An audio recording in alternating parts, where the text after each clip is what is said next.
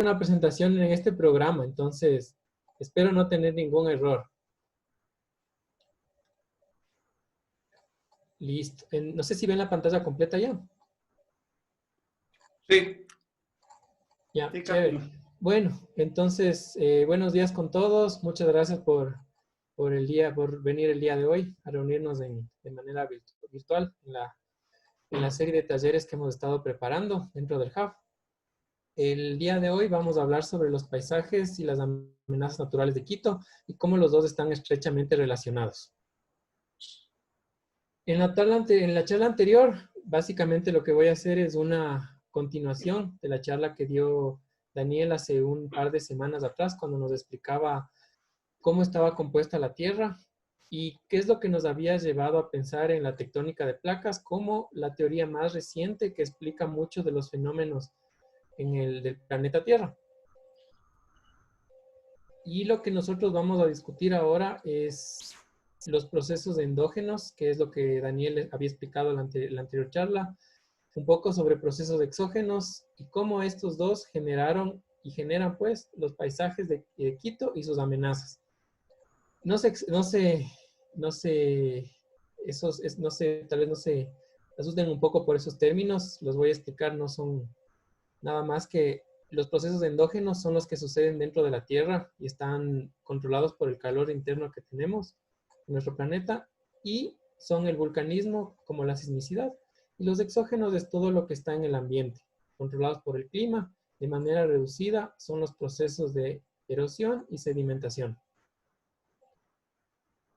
Bueno, este es un pequeño video de Iris de la USGS, entonces me va a servir para explicar un poco los procesos endógenos y recapitular lo que Daniel dijo en la charla anterior.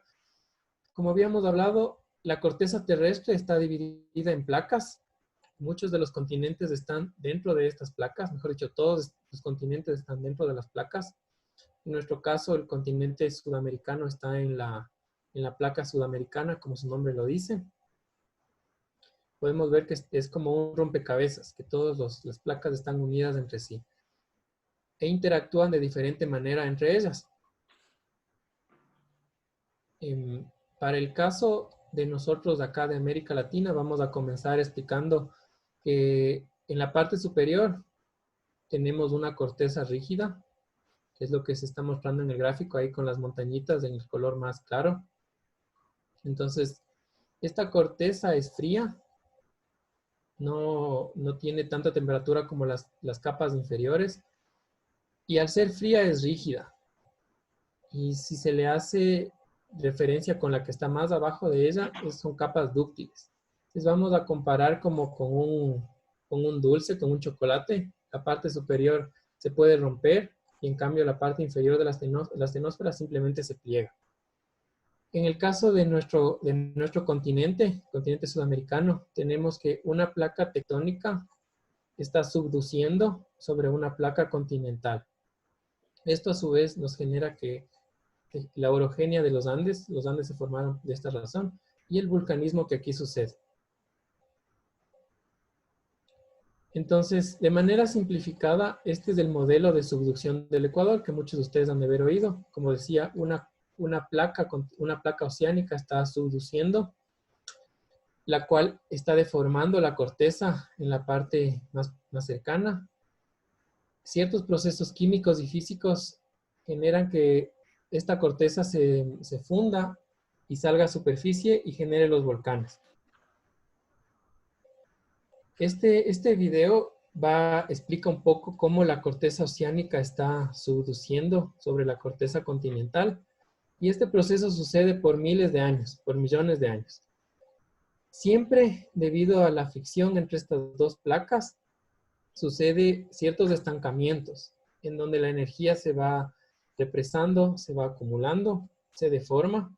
Tenemos equipos de última tecnología que se llaman los GPS, los cuales van registrando estos cambios por milímetros. Nosotros sabemos que estas cortezas se van deformando cada cierto tiempo, hasta que llega un punto en que la energía se libera y suceden los terremotos. Eso es lo que sucedió aquí en el último sismo de Pedernales, en la costa ecuatoriana, que fue esta ruptura de la corteza. Y luego regresa a su estado original. Obviamente como un fenómeno secundario pueden darse los tsunamis también. Entonces, esta subducción, específicamente aquí en Ecuador, nos genera en que tengamos una corteza oceánica, una corteza continental, y a su vez nuestra corteza continental está dividida en placas pequeñas, como es el bloque norandino, que está viajando, migrando hacia el norte, con respecto a la placa sudamericana. Este proceso, durante miles de años, ha generado que se abra el Golfo de Guayaquil. Pasa todo un sistema de fallas a nivel continental, que se llama la falla de Payatanga, que atraviesa todo el país y ha generado los sismos corticales, los sismos de corteza en Ecuador, como son los sismos de Riobamba, los sismos de Pujilí, los de Quito también. Esta falla atraviesa todo el continente, pasa a Colombia como la falla Romeral y termina en Venezuela. Esta configuración, este modelo geodinámico ha generado que en superficie nosotros tengamos el Ecuador que conocemos, que tengamos costa, tengamos una región andina con sus montañas y tengamos una región de la amazónica como una cuenca atrás de nuestro arco volcánico, nuestro arco de los Andes. Entonces, este proceso interno de la Tierra es el que nos ha generado el paisaje actual del Ecuador continental.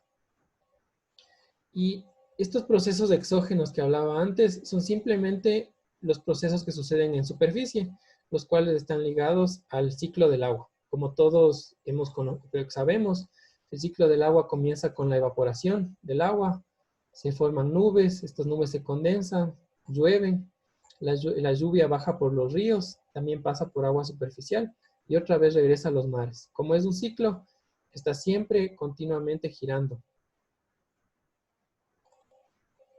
Entonces, estos ciclos, estos procesos externos, exógenos, son los que modelan el paisaje. El agua, no por su fuerza, sino por su constancia, por miles de años puede romper rocas, como se ve en este gráfico. Puede tallar montañas enteras, como se ve aquí, los glaciares, que han ido tallando toda esta superficie, han abierto, le han partido la montaña en dos. Y también erosionan cauces y ríos. El ejemplo de aquí de la izquierda es lo que estamos viviendo actualmente de la erosión regresiva del río Coca, muy cercano al proyecto hidroeléctrico Coca-Cola Sinclair. Podemos ver cómo el río va reclamando su cauce, va generando erosión muy grande, que algún momento va a llegar a romper nuestra carretera amazónica. Pero este proceso de creación también simplemente es que toma rocas, destruye rocas de una parte de las cordilleras, las transporta ya sea por el agua, por el viento, y las deposita en otras zonas. Entonces, ahora sí ya nos centramos en Quito. ¿Por qué es importante estudiar el clima en Quito para entender todos estos fenómenos? Porque hace no mucho, en escala geológica, hace 11.700 años, tuvimos glaciaciones aquí en el país. Podemos ver que esta es la fauna del Pleistoceno en Ecuador. En ese momento era muy distinto el clima. Teníamos, los polos estaban mucho más grandes, los casquetes glaciares del continente estaban mucho más abajo de la línea que conocemos ahora. Teníamos vulcanismo activo y teníamos estos animales aquí que hemos encontrado fósiles alrededor en ciertas partes del Ecuador. Entonces, las glaciaciones han modelado el paisaje que tenemos en Ecuador. Y ahora también el clima actual, para los que vivimos en Quito y para los que han visitado, sabemos que es un clima tropical, que suceden intensas precipitaciones, en ciertas ocasiones caídas de nieve, como podemos ver aquí en este gráfico, 50 centímetros de nieve. Tenemos lluvias importantes que inundan partes importantes, que inundan zonas amplias de la ciudad. Y esta figura de la derecha inferior es la más representativa de cuál es la vestimenta en Quito. Tenemos que usar dos chompas si salimos a la mañana de las casas. Usamos una chompa hasta las 9 de la mañana y después nos sacamos de esa chompa para taparnos del sol de mediodía. Entonces tenemos una temperatura muy variable, desde fría hasta temperaturas elevadas en mediodía y otra vez frío a la noche. Entonces este clima variable, este clima tropical va a ser muy importante en cómo se va a modelar el paisaje en la capital de Ecuador. Entonces, estos procesos, tanto endógenos como exógenos, son eternos rivales. Los endógenos generan las montañas, las orogenias, los volcanes, crean nueva corteza Y los exógenos, que son los procesos de meteorización, erosión, destruyen todas estas rocas. Pero no son tan de una manera como decirle rivales, sino más bien tanto los procesos endógenos como exógenos son los que han creado, han modelado los paisajes actuales y también son los que generan las amenazas naturales. Entonces ahora sí ya vamos a explicar con esta breve introducción los paisajes de Quito y cómo se generan también las amenazas naturales.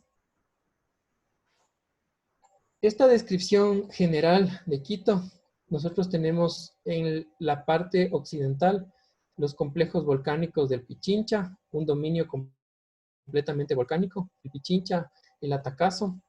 Tenemos una zona plana en el medio, una especie de cuenca tectónica. En la zona oriental de la ciudad tenemos una serie de colinas alargadas. Y después de estas colinas tenemos dos valles, bueno, varios valles circundantes. Esta foto de la derecha está cambiado de sentido, estamos viendo desde el norte hasta el sur, que podemos ver lo mismo que estaba explicando anteriormente. Un dominio volcánico en el occidente, una zona plana en el centro y en la zona oriental una serie de colinas alargadas. Entonces, en resumen, Quito estaría bordeado por montañas en sus dos flancos con una zona plana en el medio. Explicando un poco esta parte volcánica de Quito, en el lado izquierdo tenemos el mapa de volcanes activos y potencialmente activos del Ecuador. Quito, como podemos ver en negro, está rodeado de estos volcanes y especialmente de estratos-volcanes. Nosotros llamamos de estratos-volcanes porque tienen esta forma cónica. Cada erupción, el volcán va creciendo, va incorporando nuevas capas, va creciendo, pero a su vez genera también ventos para los lados de su conducto principal. Entonces, uno de ellos y el principal es el complejo volcánico del Pichincha, que viene de palabras quichua. El Ruco Pichincha significa antiguo, dormido, que es el volcán ya extinto. Y el Guagua Pichincha, el joven, el nuevo, que genera erupciones, como la última que tuvimos del 7 de octubre de 1999, que muchos de ustedes recordarán, generó una gran columna de humo que se vio por toda la ciudad. Pero este fenómeno no es nuevo, siempre ha pasado en Quito desde su fundación. Esta es una pintura del 11 de agosto de 1869, en donde los quiteños de esa época ya retrataban la actividad de este volcán. Y bueno, tiene muchos ciclos eruptivos que podemos tratar un tema completamente aparte. Este dominio volcánico, como decía, también incorpora el Atacazo Ninahuilca, que se encuentra en el sur de la ciudad. La última erupción se cree que fue hace 2300 años. En el sur, un poco ya como a 90 kilómetros de distancia de Quito, se encuentra el volcán Cotopaxi, que generó su último periodo eruptivo, mejor dicho, que mostró evidencia superficial importante. Fue en 2015, pero también tenemos otros volcanes como en el norte, el Cayambe, que su última erupción fue más o menos hace 4000 años, no está lejos de la ciudad. Y en el norte, en la parte norte, el que se ve desde la zona de la mitad del mundo, que es el Pululagua, que viene a ser un complejo de domos, que su última erupción se cree que fue por los 22.000 años en el pasado. Bueno, a mí me da un poco de nervios hablar de esta parte porque aquí tenemos expertos en vulcanología, entonces sabrán disculpar si hay algún error tal vez de malinterpretación, pero quise hacerlo de manera muy reducida. Estos domos que hablaba también son otras figuras volcánicas. Los domos no son nada más que montículos circulares que se originan en una erupción de lava, pero esta lava es muy viscosa y en ocasiones no logra salir a superficie. Y nos genera estas formas cónicas, en forma de montículos circulares, como se decía. Esta es una pintura de Quito en donde se narra, donde se muestra el panecillo. Entonces, esta es otra foto antigua del panecillo, como podemos ver en este esquema de un domo, perdón.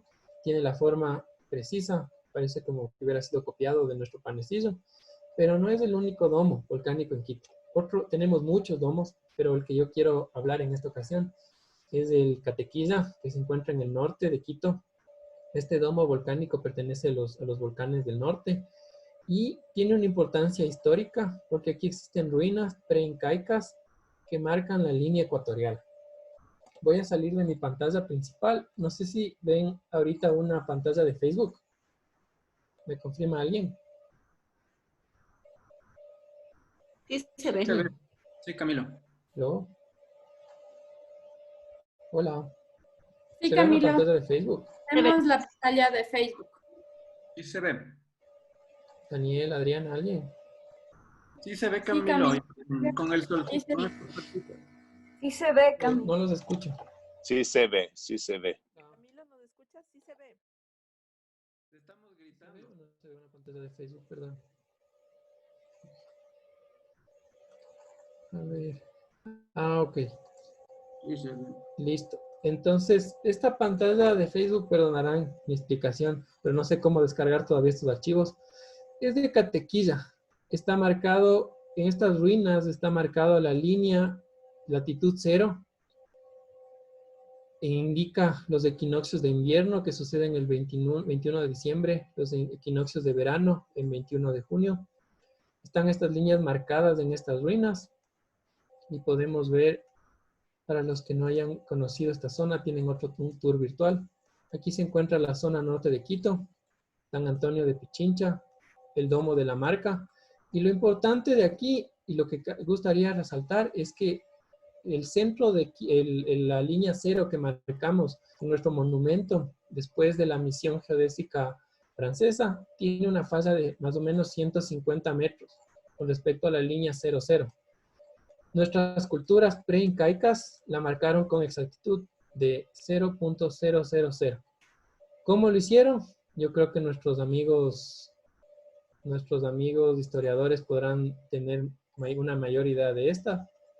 Entonces, mi pregunta es, ¿cómo ellos construyeron este calendario solar? ¿Cómo lo hicieron?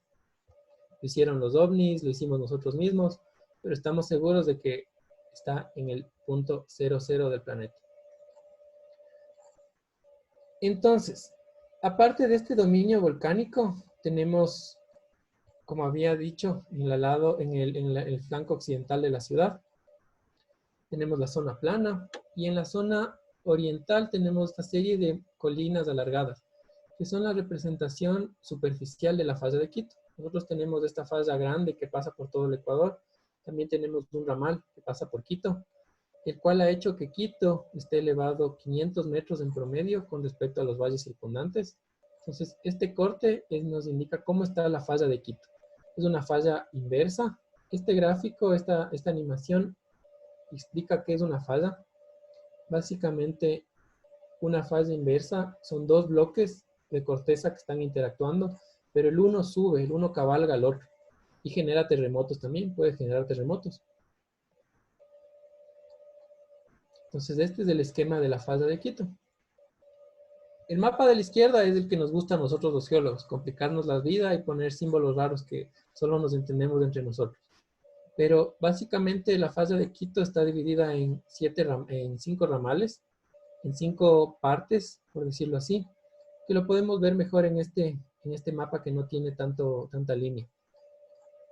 Las lomas de Puengasí son la expresión de esta falla, las lomas de Lumbicí, Carcelén, La Bota también, que pasan por aquí por San Antonio, y por el último tenemos Tanguilla. Todos estos son la representación de la falla de Quito.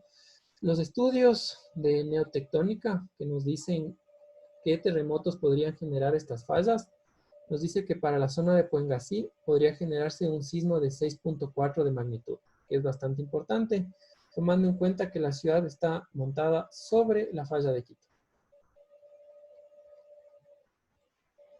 Listo, entonces, la falla de Quito, ¿cómo se ve? Esta foto fue tomada la anterior semana desde el Atacazo. Vemos en el centro el Panecillo como referencia y vemos en la zona oriental todas estas lomas alargadas son la expresión superficial de la falla de Quito. Entonces, ahora un poco hablando de cómo están zonificados la zona plana de Quito. Este es un estudio antiguo de 1990, la primer acercamiento al riesgo sísmico de Quito. Dividió en 3 dominios principales. El primero que está marcado aquí con rosado, que son los flancos del Pichincha, que están formados por aluviones. Aluviones son simplemente depósitos de la zona alta que fueron erosionados y se depositan en esta zona de aquí.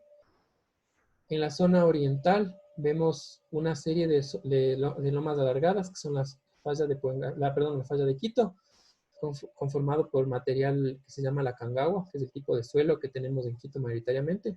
Y en el centro, en la zona plana, en este estudio se marca como cuencas lacustres. Ellos hablan que son zonas donde se depositaban ceniza y también suelos y material de origen lacustre, de origen de lagos. Obviamente este estudio tiene 30 años, pero es un punto de partida con el cual se ha construido muchos estudios. En la actualidad tenemos mucha información más. Actualmente estamos trabajando en la zonificación sísmica de Quito. Juan Gabriel, que es parte del equipo, él podría dar una charla completa de esto y sus resultados a futuro. Pero para mí era importante mostrar que tiene estas cuencas pequeñas. Una cuenca en el norte, una cuenca en el sur. Entonces, ¿por qué es importante? Me voy a saltar un poquito ¿por qué es importante las zonificaciones sísmicas? Uy, voy a conectar mi computador, perdón. Ya, uy, tengo problemas en el video. Bueno, no sé, voy a tratar de ver si lo recupero, si no ya solo simplemente salto esta parte.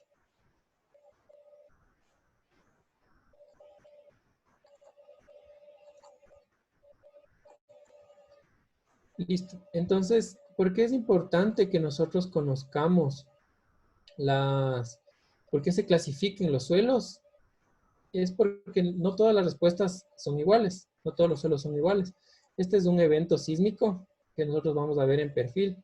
Tenemos 3 tipos de suelos, una roca dura, tenemos un suelo que está no tan bien consolidado, y un suelo muy malo, que es un suelo arenoso lleno de agua.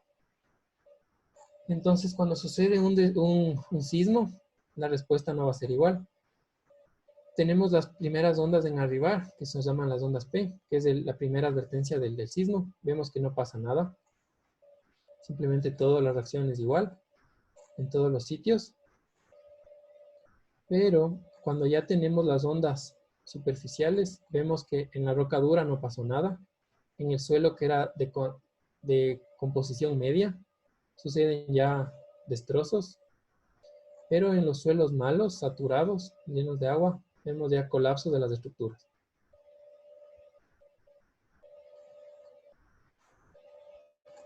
Entonces, por esto, y sucede también liquefacción, que es cuando los suelos pierden su soporte y los edificios se entierran. Entonces, por esto es importante que nosotros sepamos zonificar los suelos y porque tengamos muy clara la zonificación en Quito para descubrir dónde tenemos roca sólida, dónde tenemos suelos de medianas características y suelos muy malos, para saber cómo construir y en dónde construir.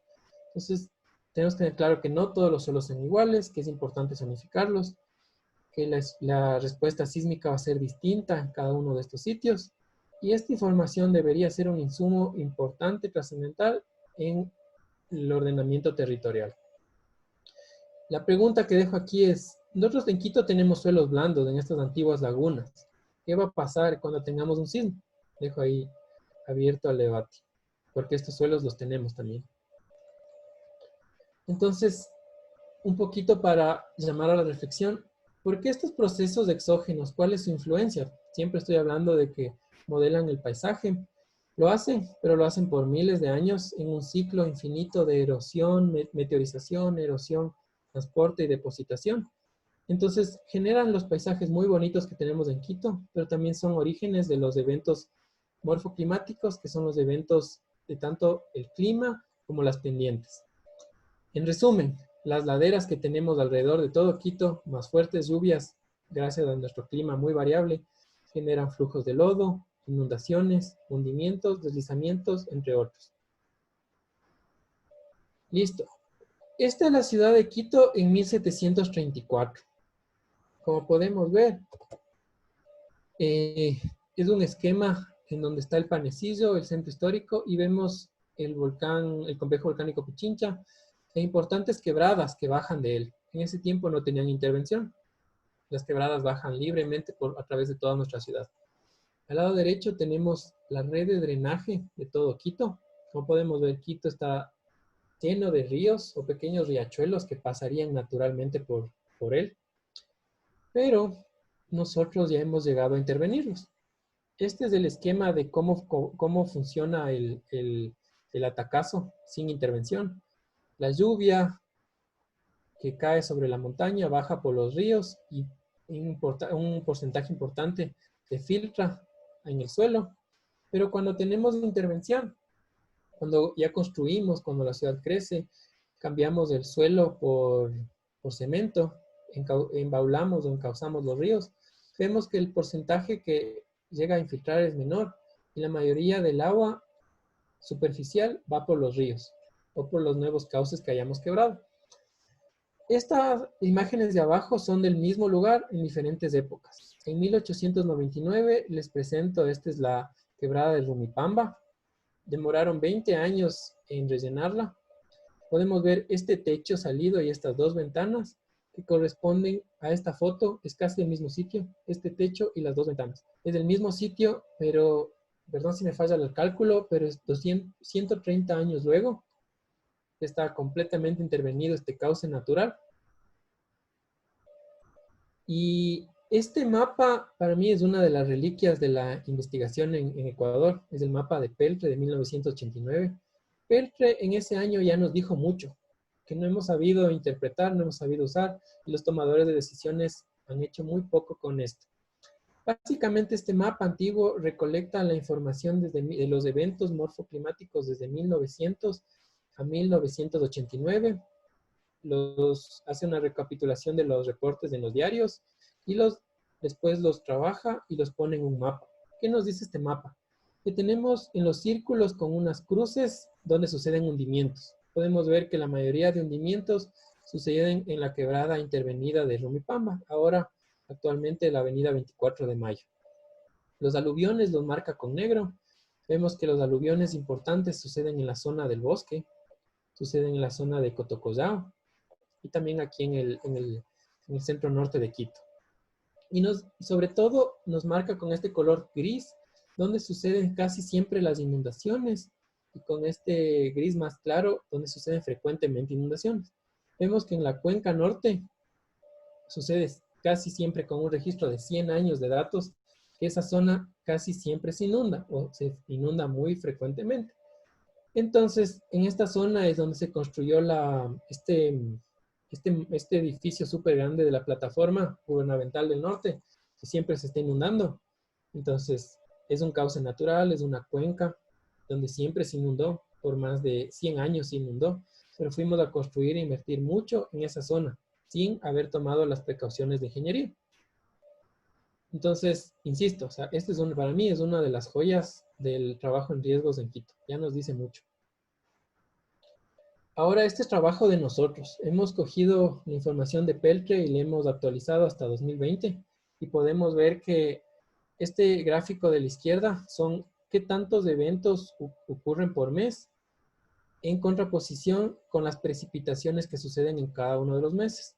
En abril es donde en toda la historia de Quito se han registrado más eventos morfoclimáticos y justamente coincide con un pico de precipitación de 171 milímetros en el mes, que es el pico de lluvias. Como decimos en Ecuador, abril, aguas mil. Esto se ve reflejado en información en los datos.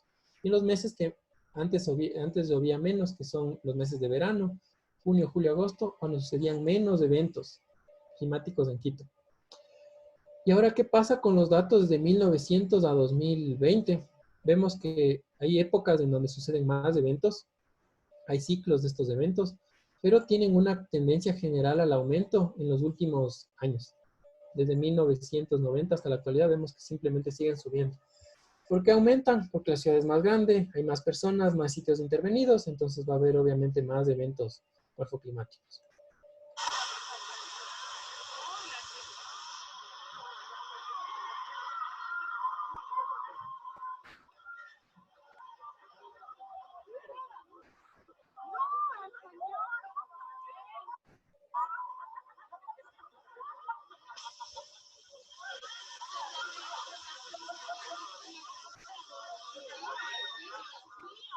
Bueno, esto le ponía porque es algo muy mediático, sucedió mucho por redes sociales, se vio mucho. Y entonces simplemente el agua encuentra su lugar, su camino. Los anteriores ríos han sido cambiados ahora por calles. Entonces, en ocasiones, en fechas del año, nuestras calles se convierten en ríos. Los deslizamientos, que es otro evento morfoclimático, hay muchos tipos, son muchas formas, no los voy a explicar uno a uno de ellos, pero queda claro que es el fenómeno más recurrente en Quito. En el periodo de 2005 a 2014 ocurrieron 817 eventos de este estilo, número mucho más alto que cualquier otro evento. Entonces, aquí la importancia de estudiar estos eventos en Quito. Básicamente en Quito tenemos la fórmula para que sucedan deslizamientos. Tenemos pendientes pronunciadas, tenemos suelos en ciertos lugares que son poco competentes y lluvias abundantes. Como resultado, deslizamientos.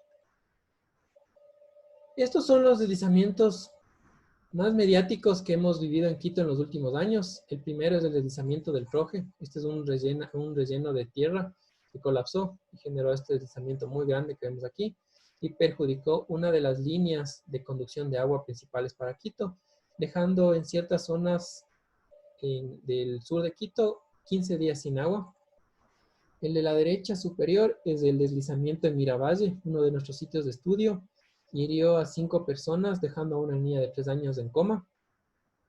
El lado izquierdo inferior es este flujo de lodo que comenzó siendo deslizamientos pequeños en la cuenca alta, pero después con la lluvia generó un flujo importante en la zona del Pinar Alto.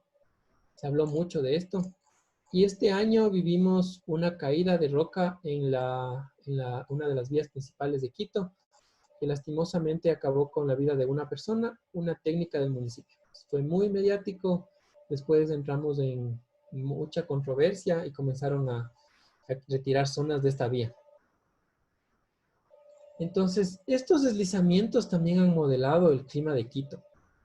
Perdón, estos deslizamientos han modelado la forma de Quito, el paisaje de Quito. Este es uno de nuestros sitios de estudio, que es Laderas de San Francisco, que queda en el norte de la ciudad. Es un gran deslizamiento. Aquí está la marca. Es un deslizamiento muy antiguo. Liliana Jiménez trabaja en esto, su tesis doctoral. A futuro tendrá más información sobre esto, pero creemos que sucedieron al menos en un orden de 100.000 años en el pasado. El ancho de esto es casi de 1,5 kilómetros. O sea, son deslizamientos muy grandes en donde se han asentado diferentes barrios, diferentes poblaciones. Entonces, deslizamientos que sucedieron hace mucho tiempo en el pasado siguen generando riesgo ahora en el presente. Son parte del paisaje también. Miravalle, que es otro sitio de estudio, es otro mega deslizamiento en la zona sur de Quito. Vemos aquí la cicatriz, la huella que dejó este deslizamiento. Igual, este ancho del deslizamiento son casi 2 kilómetros. Como podemos ver en este modelo del terreno, se ve muy claramente la forma que dejó este deslizamiento. Y aquí en una foto desde Google Earth. No tengo foto frontal porque todavía no hemos podido llevar a volar el dron por acá, pero en unas semanas espero que podamos tenerlo. Entonces, en resumen, vamos a ver una foto de 360 de Quito. Me voy otra vez para el Facebook, porque hay cosas muy interesantes aquí. Esta es una visión 360 de Quito hecho con dron sobre la Carolina. Comenzando por aquí, la Carolina pertenece a la subcuenca norte, donde se tiene registros que han sucedido muchas inundaciones a través del tiempo. En el norte, en esta zona, tenemos el Pululagua y sus domos volcánicos, un volcán activo que ha dado señales de actividad en los últimos meses. Nada preocupante, obviamente, pero nos da señales sísmicas que dice está activo. Tenemos el complejo volcánico Pichincha, conformado por el Ruco Pichincha el antiguo y el Huaua Pichincha el nuevo, y sus quebradas importantes que confluyen a la ciudad de Quito, muchas de ellas intervenidas en el proyecto Laderas de Pichincha. En el sur tenemos el complejo volcánico Atacazo-Ninahuilca. En el centro de Quito, dividiendo la ciudad, el Panecillo, que es este domo volcánico.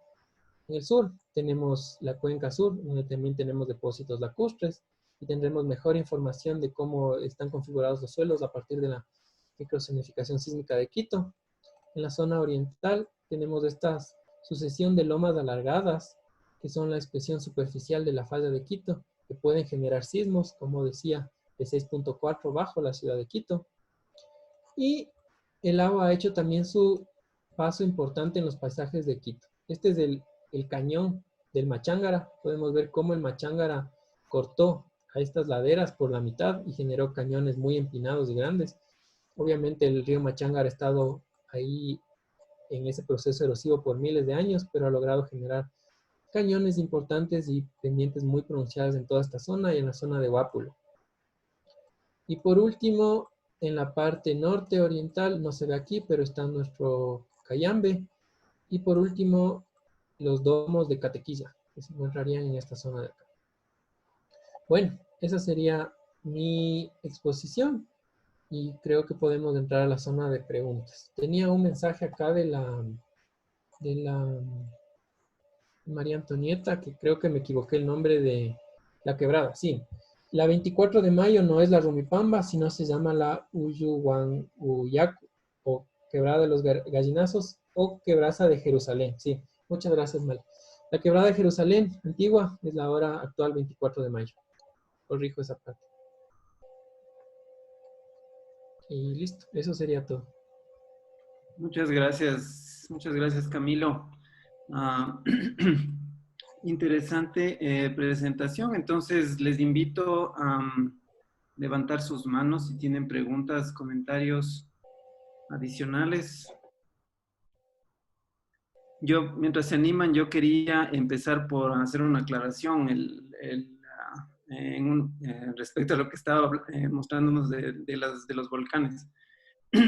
Camilo utilizó varias veces una palabra que era, se piensa que la erupción fue hace tantos años.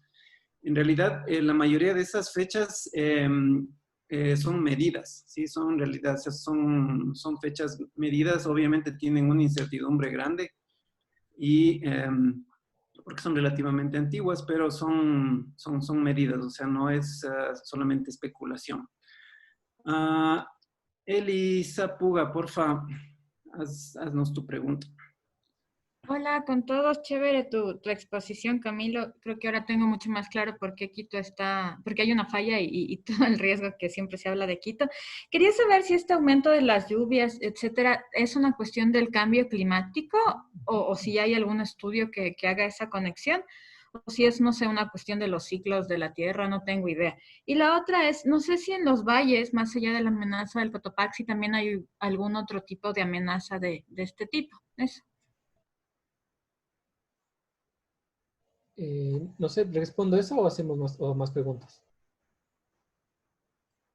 Por ahora no hay más manos alzadas, así que respondamos nomás, Camilo. Ok, me voy otra vez a las diapositivas. A ver. Entonces, obviamente, como había dicho, este mapa de 1989, que nos da ya una muy buena visión de estos procesos en Quito de inundaciones, es con los patrones de lluvia que teníamos hasta el siglo anterior. Es claro que los efectos del cambio climático ahora son más importantes y justamente una de nuestras ideas es incorporar esta variable dentro de nuestro estudio, tener en cuenta que el clima no es como era antes, que el clima fluctúa ahora.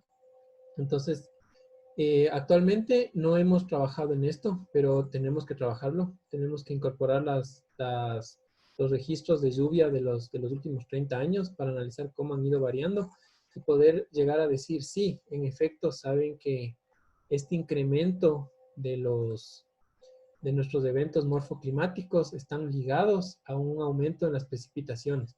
Esa sería una línea que nosotros podríamos poner a lo largo de todo el tiempo, como está aquí, esta línea roja de las precipitaciones. Podríamos hacer una línea, o de hecho debemos hacer pues una línea con esto para ligar y ver si tiene una relación. Esto es criterio personal mío. Entiendo que ahora los patrones son muy distintos. Necesitamos datos para comprobarlo, pero sí, posiblemente ahora tenemos lluvias que son mucho más fuertes y más repetidas que antes. Y con respecto al Valle de los Chillos, a ver, una foto para eso. Creo que puede servir aquí. Entonces, como Miravalle va justamente para la zona del Valle de los Chillos, tenemos estas laderas de Puengasí, que a su vez tienen cauces que van hacia el valle. Entonces, esta zona tiene laderas pronunciadas, donde suceden los deslizamientos, tienen quebradas donde bajan flujos importantes de agua. Entonces, también tenemos lo que es deslizamientos, tenemos la opción de que den flujos de lodo, y de hecho en Miravalle sucedió un flujo de lodo, el cual indicaba en esa gráfica anterior. Es justamente que todo el agua que se concentra en la avenida oriental se encausa y va a nuestro sitio de estudio, que es Miravalle. Entonces, los flujos de lodo también son un riesgo para la zona del Valle de Quito, y también está en una zona de amenaza por la área del volcán Cotopaxi. Y tomando en cuenta que está muy cerca de la falda de Quito, también tenemos riesgo sísmico ahí. Gracias. Tenemos preguntas. Prepárate, Camilo. Bien, son los duros los que preguntan aquí. Marco, Tere y Elisa Sevilla te van a hacer preguntas, así que parar la oreja. A ver. Más bien somos blandos, Daniel. No, gracias Camilo por la charla. Creo que ha sido la charla más didáctica que hemos tenido hasta ahora.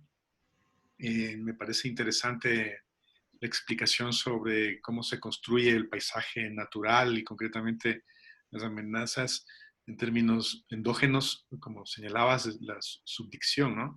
Y en términos exógenos, en función más bien ya de temas como la lluvia y otros elementos. Pero es interesante porque, digamos, cuando tú vas construyendo el argumento, luego incorporas a la ciudad o sobre este paisaje que se va formando a través de los siglos al proceso de urbanización de Quito, y ahí aparece un tercer elemento, ¿no? Que es como este factor o elemento más antrópico, ¿no? De cómo, por ejemplo, en la fundación misma de la ciudad, bajo esta figura del damero que implementan los españoles, empiezas a tapar las quebradas o rellenar las quebradas naturales, digamos, o de desfogue natural, y en otro hito del desarrollo como el Plan Odriozola y todo el proceso de las siguientes décadas, en la segunda mitad del siglo XX, también se empieza, digamos, a transformar ese paisaje. Es decir, hay una superposición en cierta forma ya de dos paisajes, ¿no? De este paisaje natural y de un paisaje urbano, por así decirlo, que es el resultado de una urbanización. ¿En qué medida se está considerando ahora, digamos, en las ciencias, en la vulcanología o en, digamos, en las ciencias físicas que dan cuenta de estas transformaciones, lo urbano como un elemento ya no tan externo, sino como parte o como una mímesis, ¿no? de esa construcción del paisaje desde otra perspectiva más antrópica, ¿no? Listo. Ok, bueno, contestando a Marco, sí, obviamente en la presentación se ve claramente el factor antrópico como importante dentro de este. Mi punto era indicar que los procesos son naturales, pero de lo que hemos hablado mucho aquí, el riesgo es la construcción social, una construcción social. Entonces, actualmente en las ciencias nosotros ya hemos querido incorporar el factor antrópico como importante o relevante. Te hablo desde la parte de los deslizamientos y los estudios de los flujos. Obviamente, un factor que entra dentro de nuestros modelos, o no solo uno, varios factores, es justamente la intervención humana que tenemos. Por ejemplo, el corte que tenemos en los taludes, los sistemas de drenaje que tengan los barrios, si tienen un sistema de alcantarillado público o simplemente tienen desfogues directamente a la quebrada. O sea, todos esos factores antrópicos ya son parte de nuestros cálculos y nos permiten hacer esta estimación. Para completar un poquito eso, o sea, en realidad creo que la gran mayoría de geólogos no trabajamos con eso mucho en la mente, sí, pero pensando un poquito, o sea, sí se sabe, por ejemplo, que hay no grandes terremotos, pero sí algunos sismos que han sido provocados un poco directa o indirectamente por actividades humanas, ¿sí? O sea, hay, por ejemplo, la industria del petróleo, de la minería, a veces hace perforaciones muy profundas donde se cambian ciertas condiciones de la tierra un poco ya más profunda, digamos 1 o 2 kilómetros de profundidad, y que sí han logrado producir sismos artificialmente, digamos, o producidos humanamente por las actividades del hombre. Eso sí existe también. En cuanto a las erupciones, lo único que yo he escuchado era un proyecto geotérmico en Islandia. Hicieron una perforación para intentar sacar agua y le salió lava. Entonces, eso es una erupción producida artificialmente, ¿sí?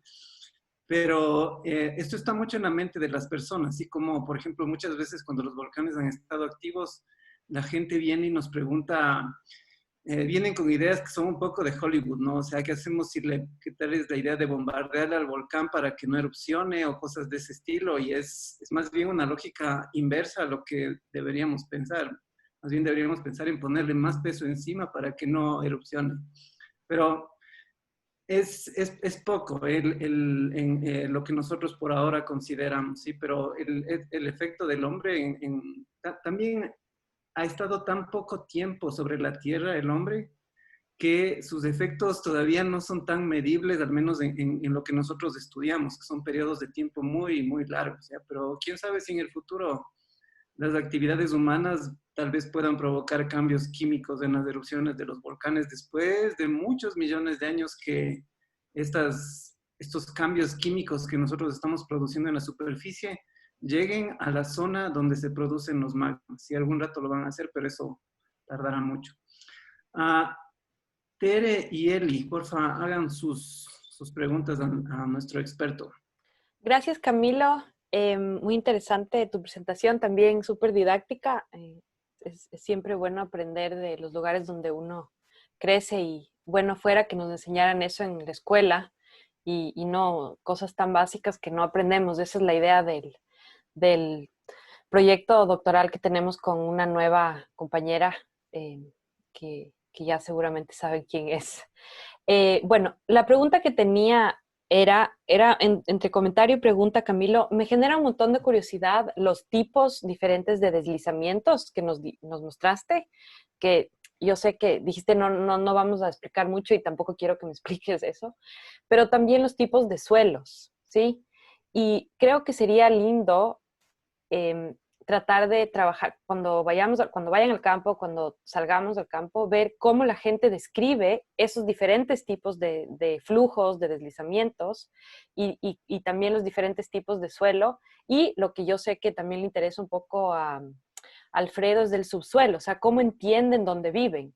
Y más allá de que no sean categorías, no sé, científicas, etcétera, solo el hecho de que haya distinción creo que podría ser interesante. Entonces, no sé si ustedes ya cuando han salido al campo, la vez que nos fuimos a San Francisco, ya la gente habla, obviamente distinguen la cangagua de no sé qué, de no sé cuánto, pero hacer una tipología un poquito más como profunda de eso sería, creo, un lindo mini proyecto y podría complementar lo de la ciencia ciudadana también, que podemos trabajar también con Marisa.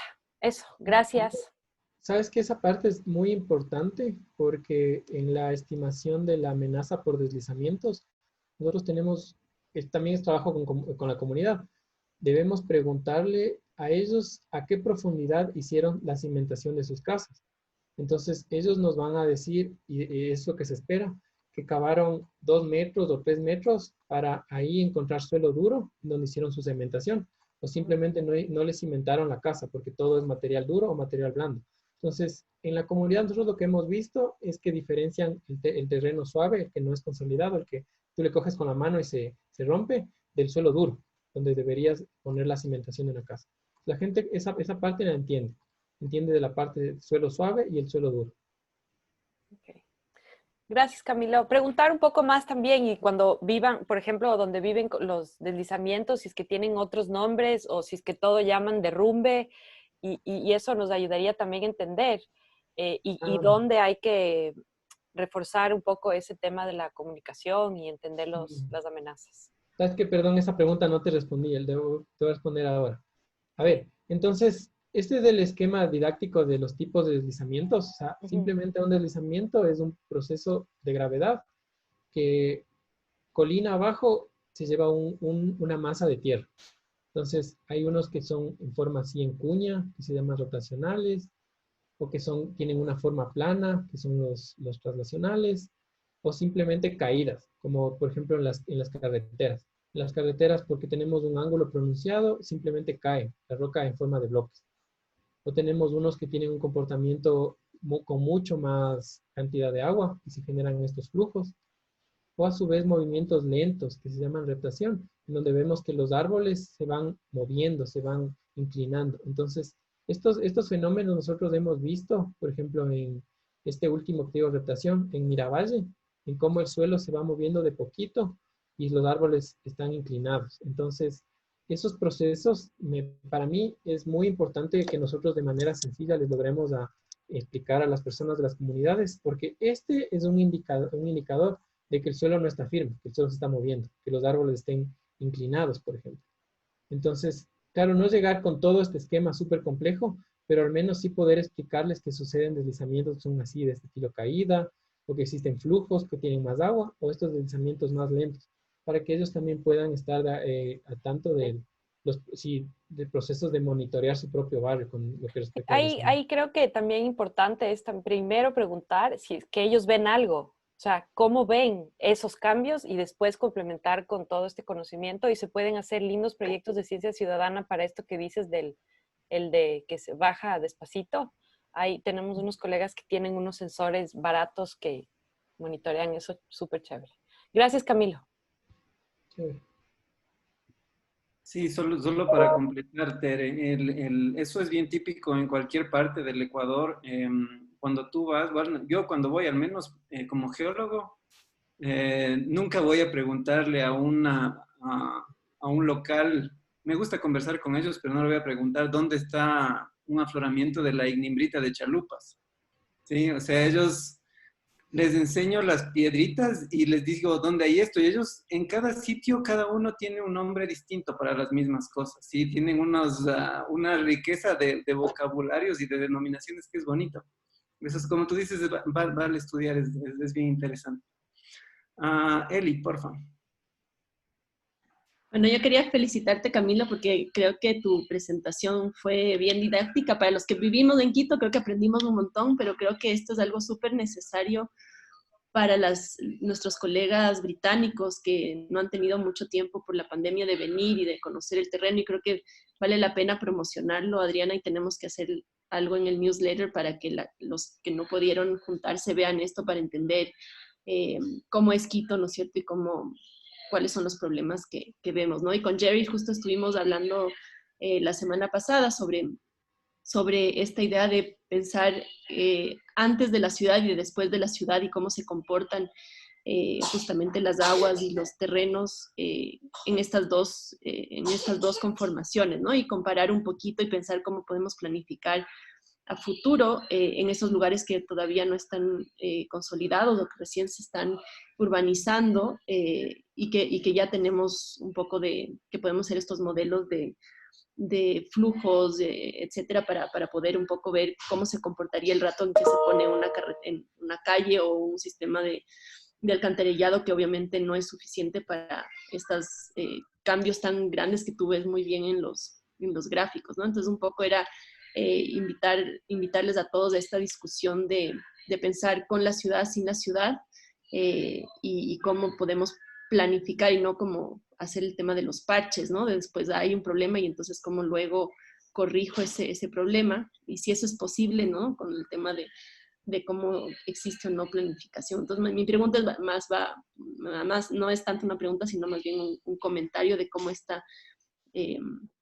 esta presentación nos ayuda a imaginarnos la ciudad y cómo funcionan los flujos, e invitar a alguien que haga lo mismo en relación a cómo la gente ha vivido, ¿no es cierto? O sea, más podemos hacer alguna presentación sobre cómo la gente ha vivido estos fenómenos ya desde la parte social y cultural, ¿no? Me parece que podría ser un buen complemento. Gracias, Eli. Sí, seguro. O sea, yo estaba pensando lo mismo. Esas bonitas fotos aéreas, ¿no? Móviles de donde podemos ver Quito, vale tal vez compartir con nuestros colegas o repetir. Yo entiendo que ahora muchos están en vacaciones en el Reino Unido, es justo la época del verano, entonces por eso tal vez no pueden venir, pero tal vez vale repetir esta presentación en un mes o algo así. Y otra Ah, cosa, Daniel, creo que Marisa y Camilo, ustedes van a empezar a poner cosas en el Twitter. Podrían poner unos mini videitos de estas cosas, sería chévere en el Tomorrow Cities. sí, con el dron Sí, del Camilo tiene que ser. sí habíamos pensado hacer igual esto de las fotos de un antes y un después, como mostraba Camilo de la Ah, quebrada de Jerusalén, por ejemplo, que es, a veces la gente ni siquiera sabe que por ahí había una quebrada, por ejemplo. súper Entonces bien. pensábamos tomar en cuenta esos temas. Y con las cosas que van encontrando, María Antonieta, deben haber unas lindas como, no sé, cosas que encuentran en los archivos y ver, y con las fotos que ustedes van tomando, hacer así, súper chévere. Alfredo, por favor. Hola, gracias Camilo por tu.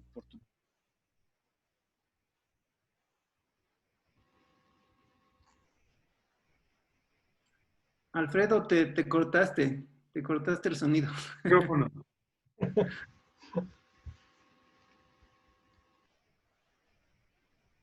Otra vez, te cortaste nuevamente.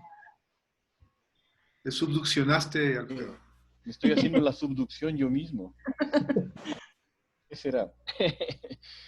O sea, bueno, hay muchas cosas del vocabulario técnico que sí necesitamos como comprender más. Lo de la subducción, por ejemplo, o a los que no entendemos aún ese concepto, sí nos ayudaría la explicación.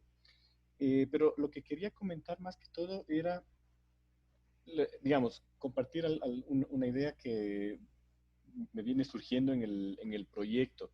Y es que cuando miramos las disciplinas y todo esto funciona bien para reconstruir una forma de conocimiento más amplia, el rato de ponerlo en práctica hay un reto complejo, que es como integrar no solo las disciplinas, sino que esas disciplinas trabajan sobre escalas de tiempo y de espacio muy diferentes, ¿no?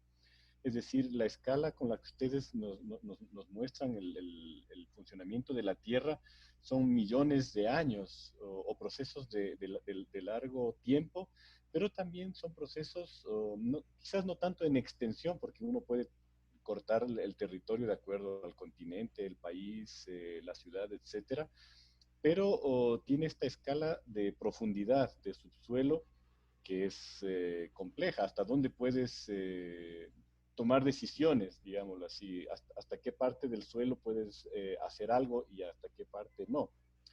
Los tiempos institucionales, los tiempos de los municipios, de la planificación, son tiempos de algunas decenas de años, ¿no? Puedes planificar para 20, para 30 años, frente a los millones de años o miles de años que toman los procesos que ustedes nos cuentan.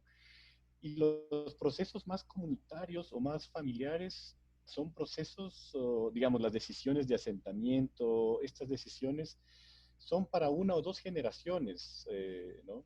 Es decir, son escalas de tiempo tan diferentes. Y la gente, claro, la gente igual, el territorio que habita, yo soy capaz de pensar en dónde construí la casa y cuántos metros pude cavar, pero lo que hay más abajo, mucho más abajo, es la falla de Quito, por ejemplo, ¿no? Ya está en una escala que nos es difícil comprender, ¿no? Y más abajo todavía el manto y esas cosas. La única forma de cognición que podemos tener sobre eso es justamente lo que dice Daniel, la imaginación. ¿Cómo podemos, digamos, socialmente me refiero, es decir, cómo puedes crear una comprensión de escalas de tiempo tan grandes y de profundidad del suelo igualmente compleja? Entonces, digamos, creo que uno de los retos será comunicar y tratar de mediar unas formas de cognición social sobre el riesgo que puedan ensamblar millones de años con decenas de años, con otras escalas de la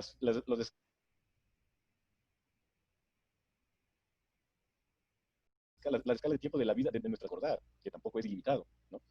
Entonces, en este juego de escalas, como le he puesto ahorita, creo que va a estar un poco el éxito del proyecto.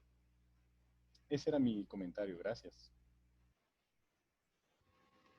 Gracias, Alfredo. Camilo, ¿quieres replicar un poquito, añadir? Sí, bueno, quería decir que aquí también existe obviamente un divorcio entre nosotros los geólogos, en los que estudian los procesos endógenos, como son los vulcanólogos y los sismólogos, y los que estamos más bien en la parte exógena, en los procesos más recientes, que son los deslizamientos, los flujos y eso. Entonces, llegar a este punto medio que podamos explicar a las personas de que sí, o sea, los suelos en los cuales vives fueron formados hace 11.700 años y por eso son duros en una zona y son blandos en otra. Y poder decirles, sí, o sea, sabemos que el volcán, el Atacazo, tuvo erupción hace 2.300 años, pero lograr dar a entender que esos procesos, por más que sean muy lejanos, son también posibles y que tenemos que tener la prevención dentro de eso, porque como tú dices, a la escala de tiempo de las personas es la inmediatez. Necesito trabajar para comer el día de hoy. No me voy a preocupar tanto por un deslizamiento que dicen que generó, que estuvo aquí en el barrio hace 100.000 años, por ejemplo. Entonces, yo creo que ahí todavía no sabría cómo aplicarlo bien, pero creo que ahí es el reto de nosotros, poder llegar a una divulgación científica a tal punto que esas personas, me pongo en el caso de la ladera de San Francisco, puedan entender que están viviendo en un mega deslizamiento que sucedió hace 100.000 años, pero que les genera una condición actualmente de amenaza. Entonces, ¿cómo vamos a llegar a eso? No sé aún, pero yo pienso que esa es una de las preguntas que nos debemos llegar a responder. Y ahí sí vamos a poder tener un impacto con las personas. Marco, ¿levantaste de nuevo la mano Sí, sí, se puede. Sí, no, por favor, sí. No, me parece importante un poco como entender estas dos dimensiones del paisaje, ¿no? O sea, un proceso que dura miles de cientos de años en términos de la formación natural y este proceso artificial de la ciudad que al parecer están en contradicción, ¿no? Es decir, no hay una coherencia entre lo que debería ser la urbanización, el crecimiento de las ciudades de manera sostenible. Acordemos que esa idea de la sostenibilidad y el desarrollo sostenible es muy reciente en realidad. Y nuestras ciudades, en el caso de Quito, que emerge en el siglo XVI, arranca con unos problemas de raíz, por así decirlo, ¿no? Es decir, tenemos lo que decía Camilo, muchos caudales o muchos quebradas, digamos, taponadas, etcétera. Y entonces ahí tienes, en términos de planificación y de toma de decisiones, una paradoja, ¿no? Por un lado, ya no puedes casi que recuperar o restituir todo ese problema en términos de la ciudad ya construida, porque los costos son muy altos, lo que se hace es mitigar o intentar, digamos, solventar de la mejor manera, pero sí la puedes proyectar a futuro, digamos, en mejores términos. Entonces eso nos lleva como a una acción muy compleja en términos de que en realidad el crecimiento de la ciudad o el crecimiento de las ciudades ya está casi agotado, o sea, y aquí las ciudades no es que van a crecer o se van hacia el doble, digamos, como sucedía en décadas anteriores, sino que nuestra gran parte de nuestro trabajo es más bien tratar de solventar lo que ya está construido y esos problemas o esas incoherencias con el medio ambiente, ¿no? Sí, bueno, yo creo que ahí es muy importante justamente el trabajo que hace Juan Gabriel y la microzonificación sísmica de Quito. Es justamente esto, o sea, estamos trabajando en una ciudad que está construida, pero es necesario marcar en el mapa dónde están los tipos de suelo y en esos tipos de suelo cuál va a ser la respuesta sísmica. Si nosotros tenemos muy claro eso, podemos llegar a decir, en esta zona que el suelo no es tan bueno, se pueden hacer edificios hasta de 3 pisos. En esta zona que es el suelo mucho mejor y tiene una respuesta sísmica mejor, podemos ir a un edificio de 10, 15, 20 pisos. Entonces, eso nos entrega la microzonificación sísmica. Saber dónde podemos construir y hasta qué altura construir. O sea, obviamente lo estoy diciendo de una manera muy simplificada, pero ese es un insumo que la ciudad necesitaría incorporar dentro de sus planes de ordenamiento territorial para no dejar construir edificios donde sea y las ciudades que se sigan reconstruyendo como se pueda. Al igual, el mapa que mostraba de Peltre, o sea, él hace 30 años ya indicaba que el edificio de la plataforma gubernamental se iba a hundir, porque ya llevaba 100 años hundiéndose, o sea, 100 años inundándose. pero no se hizo caso, o sea, fue caso omiso completamente de eso. Y eso es lo que pasa con la información que generamos. Me salto de Quito. La erosión regresiva del río Coca. En 1987, un geólogo de la Politécnica Nacional, que fue profesor de todos nosotros, él nos decía en clases y sacó un paper diciendo que la cascada de San Rafael en algún momento iba a desaparecer. Nadie le hizo caso, 30 años después sucedió.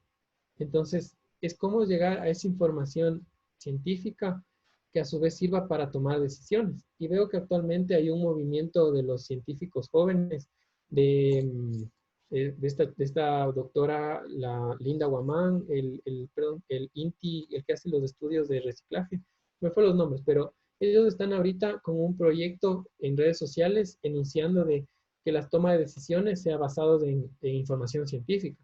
Entonces, yo le veo algo que eso es muy importante, obviamente, que tenemos datos, tenemos mapas, tenemos información, pero no se la incorpora dentro de la toma de decisiones.